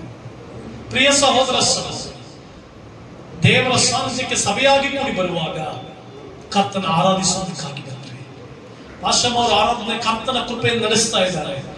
ಆರಾಧನೆಗೆ ನಮ್ಮನ್ನು ಒಪ್ಪಿಸಿಕೊಳ್ಳೋದು, ದೇವರನ್ನ ಮೆಚ್ಚಿಸುವುದಕ್ಕಾಗಿ ಒಪ್ಪಿಸಿಕೊಳ್ಳೋದು, ದೇವರ ಸಮ್ಮುಖದಲ್ಲಿ ಅದನ್ನು ಒಪ್ಪಿಸಿಕೊಳ್ಳೋದು. ಇನ್ನಷ್ಟು ಆಶೀರ್ವದಿಸಿದ್ದಾರೆ, ಶ್ರೇಷ್ಠವಾದ ಸ್ಥಿತಿ ಇರ್ತದೆ. ಕರ್ತ ನಿಮ್ಮೆಲ್ಲರನ್ನ ಆಶೀರ್ವಾದ ಮಾಡಲಿ, ದೇವರ ಮಹಿಮೆಯನ್ನು ಮುಟ್ಟಗಿರಲಿ. ಈ ಪ್ರಸಂಗದ ಮೂಲಕವಾಗಿ ದೇವರು ನಿಮ್ಮನ್ನ ಉತ್ತೇಜನ ಪಡಿಸಲಿ. ಭಾನುವಾರ ಆರಾಧನೆಗೆ ತಪ್ಪಿಸಿಕೊಳ್ಳದೆ ಕರ್ತನ ಸಾನ್ನಿಧ್ಯಕ್ಕೆ ಬನ್ರಿ, ದೇವರನ್ನ ಒಟ್ಟಾಗಿ ಸೇರಿ ಕರ್ತನ ಆರಾಧಿಸುವ. ಪ್ರತಿ ವಾರ ದೇವರಿಗೆ ಘನತೆಯನ್ನು ಮಹಿಮೆಯನ್ನು ಸಲ್ಲಿಸೋಣ. ಆಗ ಉನ್ನತವಾದ ಸ್ಥಾನದಲ್ಲಿ ಇರ್ತೇವೆ. ನಮ್ಮ ಕುಟುಂಬಗಳು, ಸೇವೆಗಳು, ಸಭೆಗಳು, ಜೀವಿತಗಳು ಅತ್ಯುನ್ನತವಾದ ಪದವಿಯನ್ನು ಇರ್ತೇವೆ. ಇದನ್ನು ಮಂದಟ್ಟು ಮಾಡ್ಕೊಳ್ಳಿ. ಈ ವಾಕ್ಯಗಳ ಮೂಲಕ ಕರ್ತನು ನಿಮ್ಮೆಲ್ಲರನ್ನು ಆಶೀರ್ವದಿಸಿ ಮಹಿಮೆಯನ್ನು ನಡೆಸಲಿ ಅಂತ ಕೇಳ್ಕೊಳ್ತಾ ನನ್ನ ಪ್ರಸಂಗವನ್ನು ಮುಗಿಸ್ತೇನೆ. God bless you.